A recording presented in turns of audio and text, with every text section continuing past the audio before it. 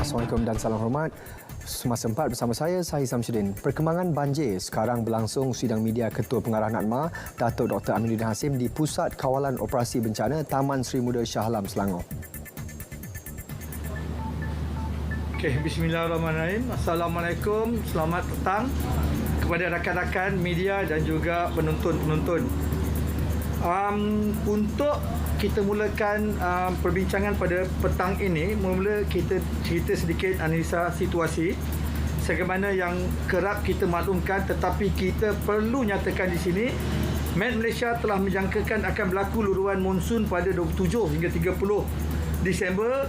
Pada masa yang sama terdapat sistem cuaca tekanan rendah di Laut Cina Selatan dan keadaan ini berpotensi menyebabkan hujan berterusan di Sabah Timur dan Sarawak Barat pada 27 hingga 31 Disember hujung tahun ini, serta di kawasan-kawasan di Johor, Pahang, Terengganu dan Kelantan pada 30 hingga 31 Disember. Ini merupakan titik persiapan untuk kita terus menyusun responder untuk melihat keadaan ini. JPS melaporkan kebanyakan sungai di Pahang berada pada tahap normal kecuali di hilir yang masih mencatatkan paras tinggi khususnya di Bera dan Maran, namun pada trend menurun kerana air bergerak turun. Di pekan trend paras air naik di Paloh Hinai dan boleh meningkat ke paras bahaya sekiranya air dari hulu tiba.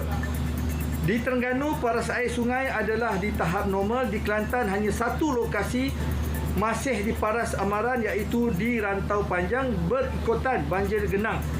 Di Selangor, semua sungai telah pun kembali ke paras waspada pada tengah hari tadi. Pengoperasian PAM sebanyak 22 unit di Selangor masih diteruskan untuk mengeluarkan air dari kawasan yang bergenang, khususnya di Sepang, di Labu Lanjut dan juga di Kuala Selangor. Dan satu unit PAM di Mentakap sedia untuk beroperasi sekiranya terdapat keperluan. Dan menurut JMG, sepanjang tempoh MTL ini 44 lokasi tanah runtuh telah pun dikesan di sekitar negeri Selangor dan wilayah Persekutuan Kuala Lumpur. Dan pihak Jabatan Mineral dan Geosains Malaysia JMG telah dan sedang mengambil langkah tindakan sewajarnya dengan kerjasama JKR dan Lembaga Lebuh Raya Malaysia. Perkara kedua yang hendak kita maklumkan di sini ialah aktiviti pasca bencana. Sebagaimana yang kita sedia maklum, keadaan telah bersedia untuk kita aktifkan pasca bencana dan semua agensi persekutuan telah diminta untuk bersiap sedia dan berbincang dengan Jawatankuasa Pengurusan Bencana Negeri dan daerah untuk membantu pasca bencana di kawasan-kawasan yang terkesan. Situasi kebanyakan di negeri-negeri telah pun mula surut dan pengurusan bencana pusat melalui NADMA telah mengeluarkan pengarahan kepada semua jawatankuasa di peringkat negeri dan daerah untuk merangka, menyelaras dan mengenal pasti tindakan segera aktiviti pasca bencana. Di sini kita juga menyeru pengembangan aset-aset kerajaan dengan penglibatan NGO dan juga sukarelawan perlu memberi perhatian kepada pentaksiran keperluan pasca bencana mangsa, iaitu Post Disaster Needs Assessment PDNA, seperti peralatan memasak, seperti bahan memasak, peralatan sekolah, pembersihan ruang kemudahan awam, pengurusan debris ataupun waste and debris management, termasuklah kereta-kereta yang tersadai yang mengganggu lalu lintas dan akses untuk memasuki kawasan terkesan serta pembersihan saliran. Segera keperluan hendaklah dinyatakan kepada daerah, khususnya sekolah-sekolah yang digunakan sebagai pusat pemindahan sementara, bagi membantu adik-adik kita untuk memasuki sekolah nanti. Selain bantuan pembersihan kediaman dan tempat-tempat awam, aktiviti pembersihan sekolah juga yang digunakan sebagai PPS perlu dilakukan segera, khususnya macam tadi sekolah-sekolah menengah, memandangkan sesi persekolahan akan bermula termak lagi. Aktiviti pasca bencana juga melibatkan tindakan pemulihan perkhidmatan asas seperti bekalan air, bekalan elektrik, telekomunikasi, sisu pejal. Tindakan segera juga perlu melibatkan pembaikan kediaman, jambatan Bally Bridge sebagaimana yang telah dimaklumkan oleh Panglima Angkatan Tentera dan juga lain-lain infrastruktur awam. Kerja-kerja pemulihan perkhidmatan asas telah pun kita arahkan untuk dilaksanakan dengan segera setiap hari. PKOB negeri perlu mengenal pasti dan war-war memaklumkan keperluan bantuan untuk rujukan pihak-pihak yang berhasrat untuk memberikan bantuan. Penyelarasan bantuan di PKOB telah pun digariskan sejak awal lagi selaras dengan keputusan di peringkat pusat dalam fasa persediaan ini.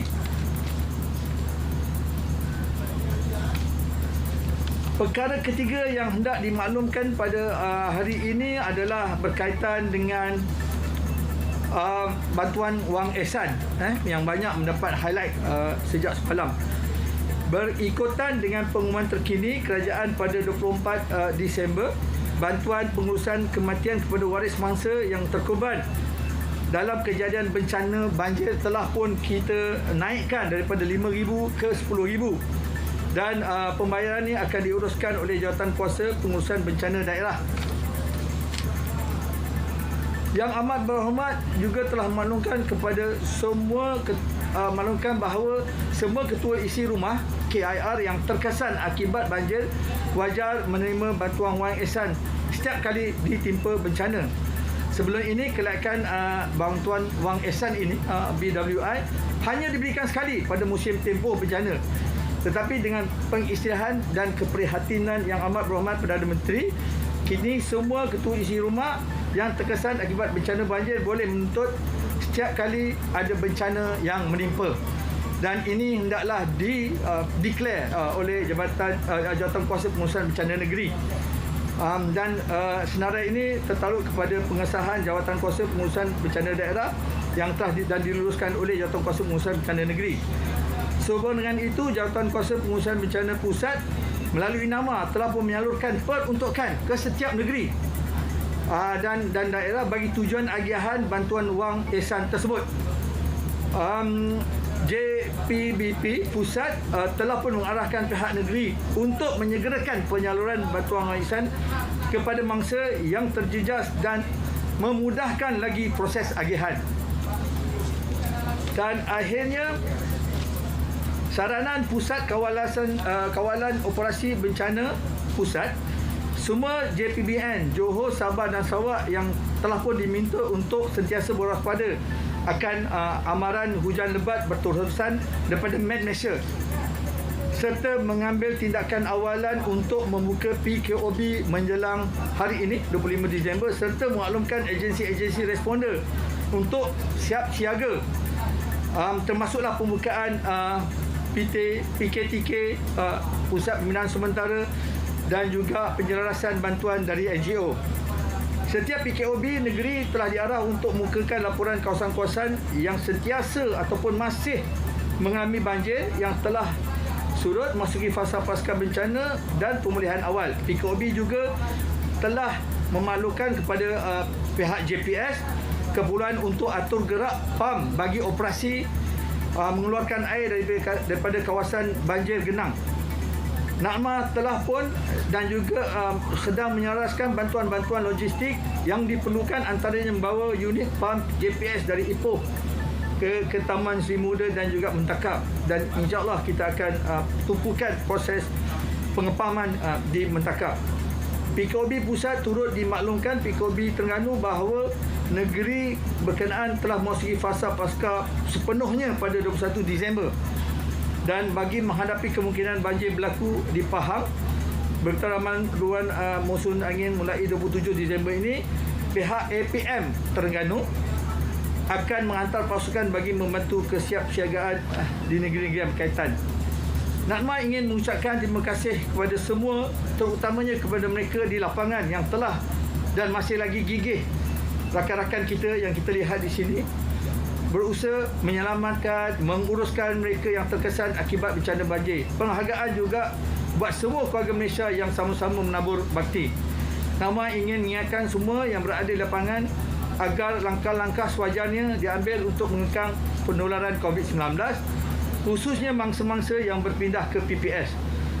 Kita telah pun bekerjasama untuk memastikan bahawa program penuranan ini dapat kita bendung dan supaya proses pemindahan dan sebagainya lebih berjaya dengan pengurusan penyelarasan yang baik, supaya perkara-perkara seperti agihan peralatan perubatan, bantuan-bantuan sewajarnya dapat kita hantar pada masa yang tepat dan lebih teratur.